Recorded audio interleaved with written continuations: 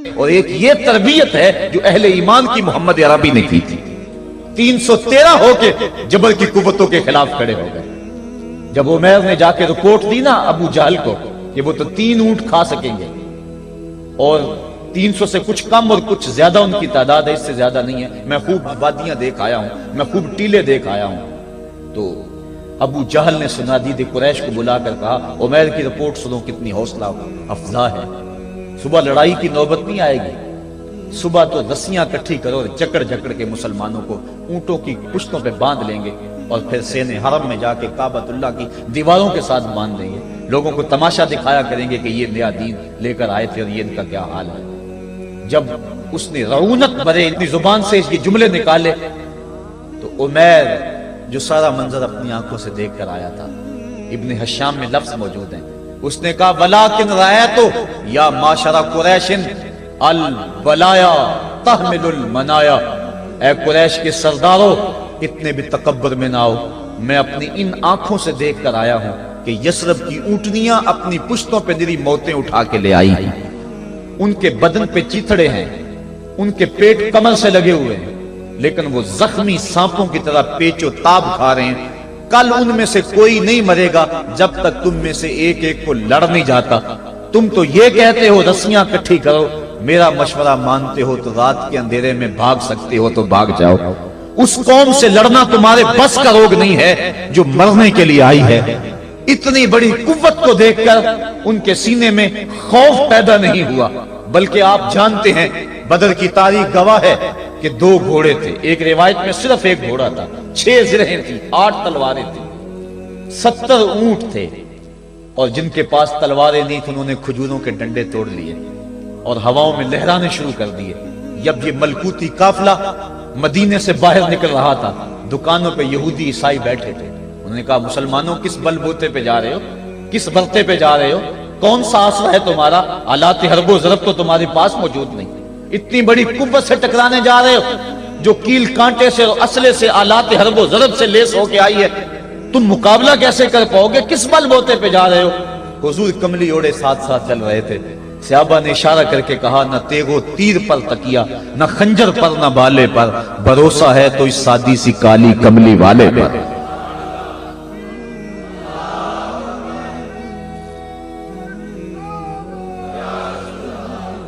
اب اس ماحول میں جبکہ کفار پورا لاؤ لشکر لے کے آئے اور ابو جہل نے کہا اعلان کر دو لنا عزا ولا عزا لکم، یہ ان کے بت کا نام ہے. ہمارے پاس عزا ہے تمہارے پاس عزا نہیں، ہمارے پاس لات ہے تمہارے پاس لات نہیں، ہمارے پاس منات ہے تمہارے پاس منات نہیں، ہمارے 360 خدا اور تمہارا ایک خدا، مقابلہ ہی کوئی نہیں. اس نے کہا کھڑے ہو کے اونچی جگہ پہ کہا اپنے نقیب کو اعلان کرو لنا عزا ولا عزا لکم.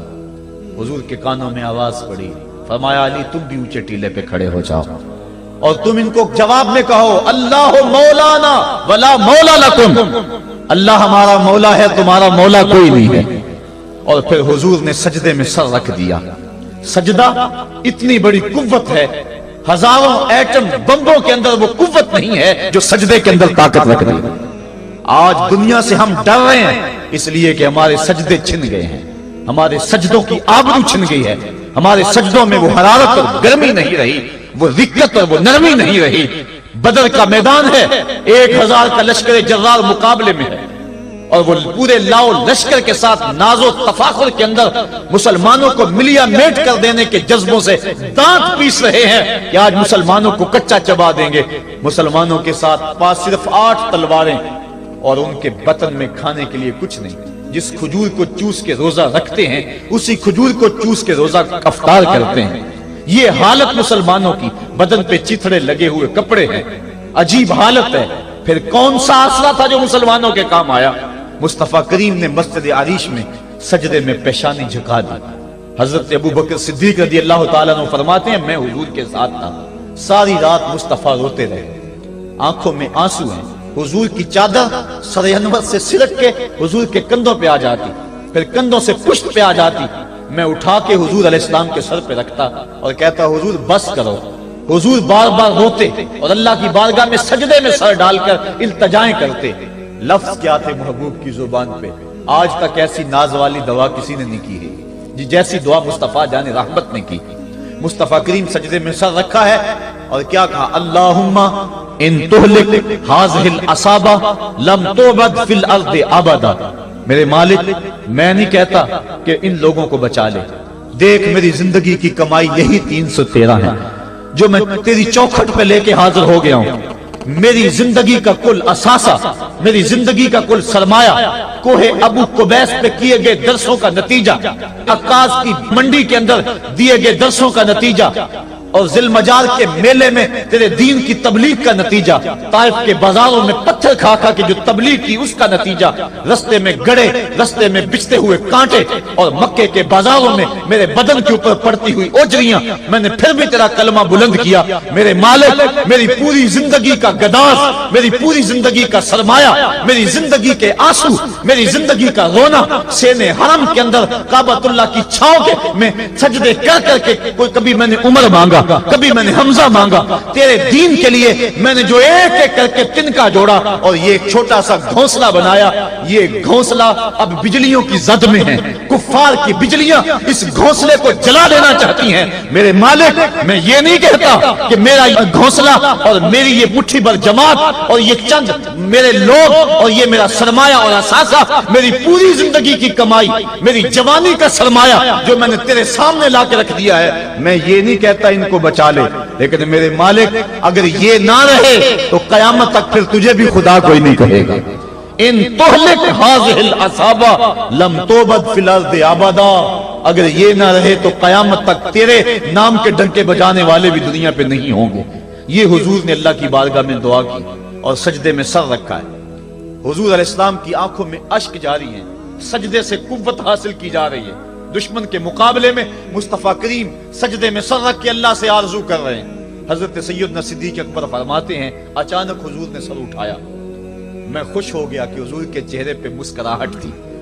حضور مسکراتے ہوئے فرمایا، ابشر یا ابا بکر ھذا جبریل آخذ بعنان فرسہ، ابو بکر بشارت ہو، وہ جبریل اللہ کی مدد لے کر آ گئے۔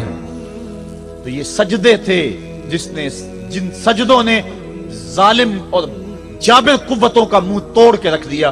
حضرت علی المرتضی روایت کرتے ہیں رضی اللہ تعالیٰ عنہ، فرماتے ہیں میں نے ہاتھ میں تلوار تھامی اور میدان میں کود پڑا، میں نے کئی کافروں کو واصل جہنم کیا، پھر پلٹ کے دیکھا کہ میں حضور کی زیارت کر لوں، لیکن مجھے حضور نظر نہ آئے۔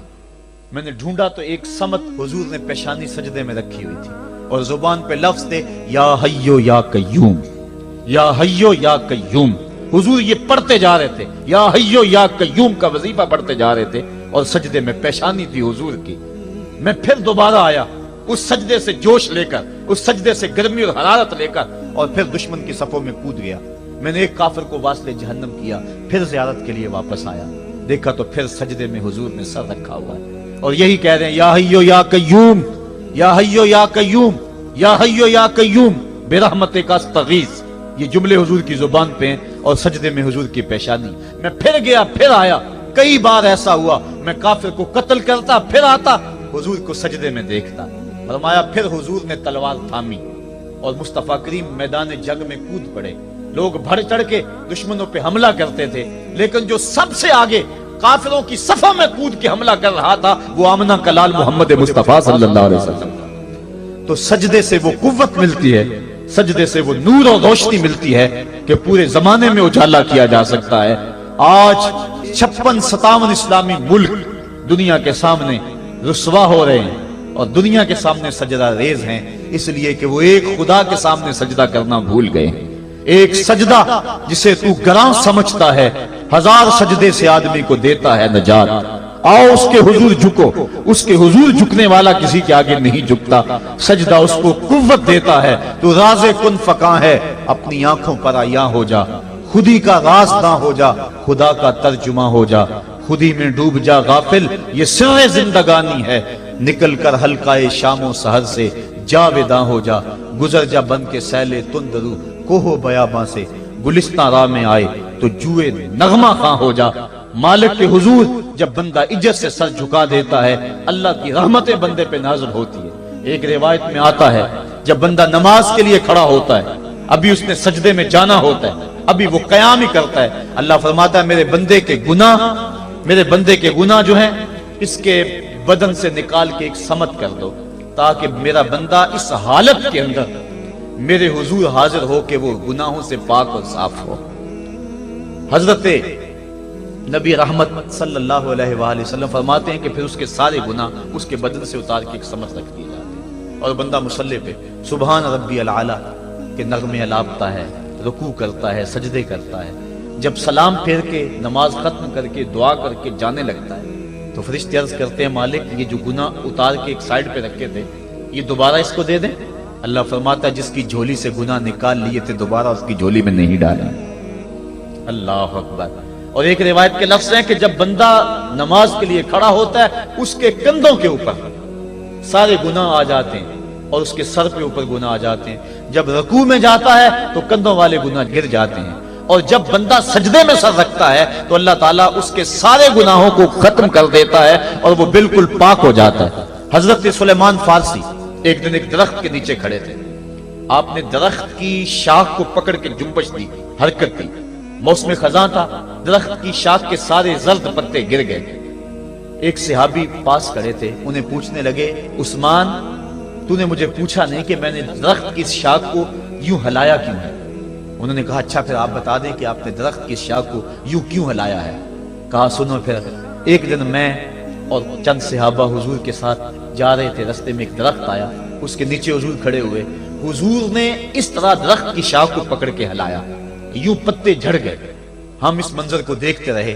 حضور علیہ السلام نے فرمایا سلمان فارسی تو نے مجھے پوچھا نہیں کہ میں نے اس درخت کی شاخ کو یوں کیوں ہلایا ہے؟ تو میں نے عرض کی حضور آپ بتا دیں کہ آپ نے کیوں ہلایا ہے؟ فرمایا سلمان جس طرح اس درخت کی شاخ کو ہلایا گیا اور سارے پتے جھڑ گئے، جب کوئی بندہ سجدے میں سر رکھتا ہے نماز پڑھتا ہے اس کے سارے گناہ دھل جاتے ہیں اور وہ پاک اور صاف ہو جاتا ہے۔ ایک دن فرمایا صحابہ اگر کوئی بندہ اس کے گھر کے سامنے سے نہر گزرتی ہو اور وہ دن میں 5 مرتبہ اس نہر کے اندر غسل کرے تو بتاؤ اس کے بدن کے اوپر کوئی میل کچیل رہ جائے گا؟ عرض کی نہیں۔ فرمایا اس طرح جو 5 نمازیں پڑھتا ہے اس کے بدن کے اوپر گناہوں کا میل نہیں رہتا۔ فرمایا الصلاۃ معراج المومنین، نماز مومنوں کا معراج ہے۔ عماد الدین الصلاۃ، نماز دین کا ستون ہے۔ حبب الی من دنیاکم ثلاث الطیب والنساء وجعلت قرۃ عینی فی الصلاۃ، مجھے تمہاری دنیا سے صرف 3 چیزیں پسند ہیں، خوشبو، منکوحہ بیویاں، اور میری آنکھوں کی ٹھنڈک نماز میں رکھی ہے۔ اور حضور نے یہ بھی ارشاد فرمایا من ترک الصلاۃ متعمدا فقد کفر، جس نے جان بوجھ کے نماز چھوڑی گویا اس نے کفر ہی تو کیا، یعنی کافروں والا کام کیا۔ حضرت امام فخر الدین رازی نے تفسیر کبیر میں لکھا حافظوا علی الصلوات والصلاۃ الوسطی، اس آیت کریمہ کے تحت ایک عورت مدینے کی گلیوں میں چیخ رہی ہے اور کہنے لگی مجھے حضور کے در کا پتہ بتاؤ۔ حضور کی چوکھٹ کا پتہ بتلایا گیا، وہ حاضر ہوئی۔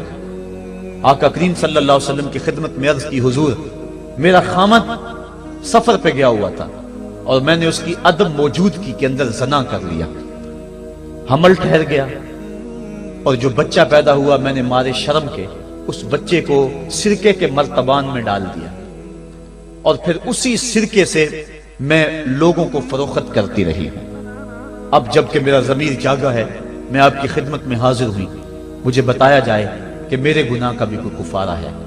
حضور نے ارشاد فرمایا جو تو نے زنا کیا ہے اس کی سزا رجم ہے چونکہ تو شادی شدہ ہے، اور جو تو نے بچے کو قتل کیا ہے قتل کی سزا قتل ہے، اور جو تو نے سرکہ بیچا ہے فقد ارتکبت کبیرہ، تو نے کبیرہ گناہ کیا ہے، اس کی سزا تو قیامت کے دن پائے گی۔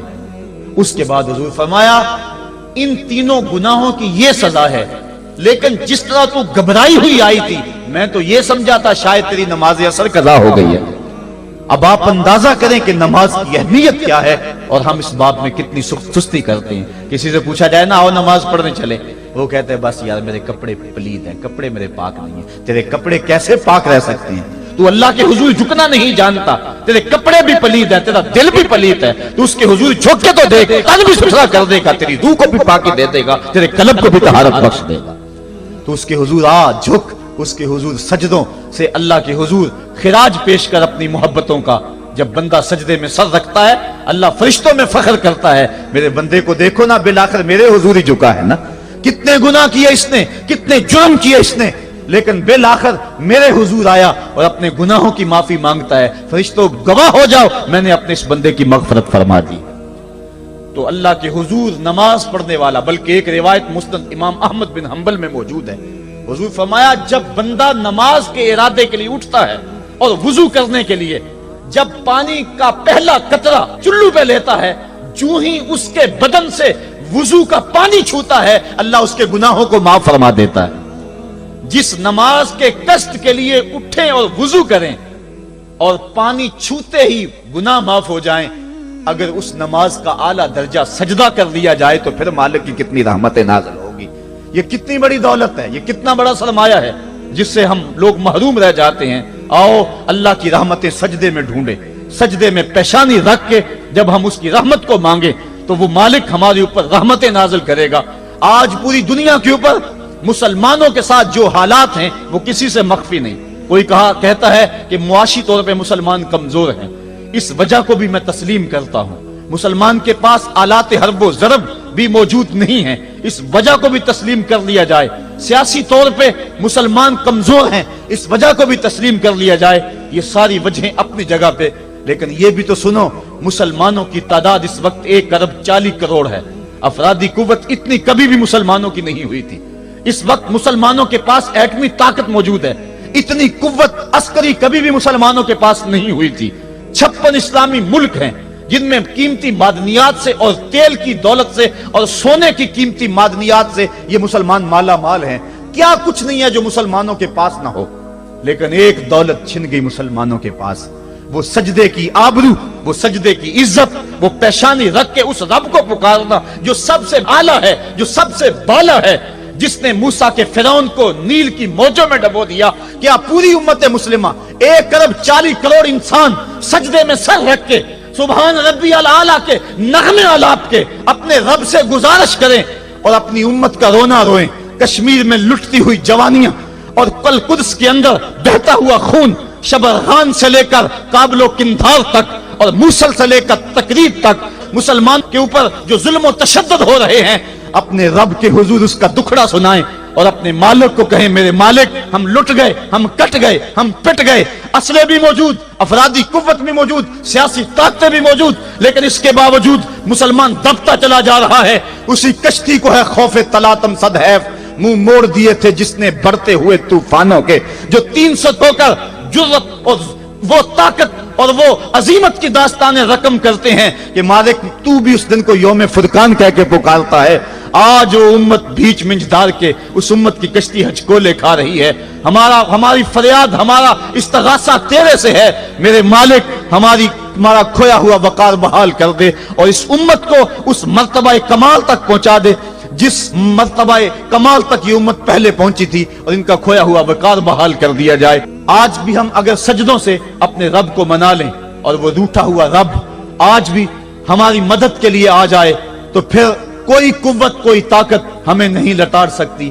آئیے ہم سجدے سے اپنے مالک، اپنے خالق اور اپنے رازق کے حضور اپنی محبتوں اور اپنی الفتوں کا خراج پیش کریں۔ نماز ایک ایسی عبادت ہے جس کا حکم قرآن میں 750 مرتبہ کے قریب دیا گیا۔ اور ایک آخری بات عرض کر کے اپنے موضوع کو سمیٹنا چاہوں گا۔ میرے اور آپ کے آقا مولا حضور نبی رحمت صلی اللہ علیہ وسلم پر جب وقت آخر آیا تو آخری وصیتیں جو حضور نے اپنی زندگی میں کی وہ کیا تھی؟ 2 وصیتیں تھی حضور کی آخری، جب حضور ایام مرض میں تھے، اور آخری وصیتیں اس کے بعد حضور نے کوئی کلام نہیں کیا، وہ یہی تھا الصلاۃ الصلاۃ الصلاۃ الصلاۃ۔ لوگوں میں تمہیں نماز کی تاکید کرتا ہوں، میں نماز کی تاکید کرتا ہوں۔ اور دوسرا فرمایا جو تمہاری ملک میں تمہارے غلام اور تمہاری لونڈیاں ہیں ان کے ساتھ حسن سلوک کی تاکید کرتا ہوں۔ یہ آخری 2 باتیں تھی جو حضور نے ارشاد کی۔ حقوق اللہ کے حوالے سے نماز اور حقوق العباد کے حوالے سے حضور نے کمزوروں کے حق ان تک پہنچانے کی تاکید امت کو دی، اور اس کے بعد پھر حضور انتقال کر گئے۔ آئیے ہم سجدوں سے اپنے رب کو راضی رکھیں۔ اللہ مجھے آپ کو توفیق عمل عطا فرمائے۔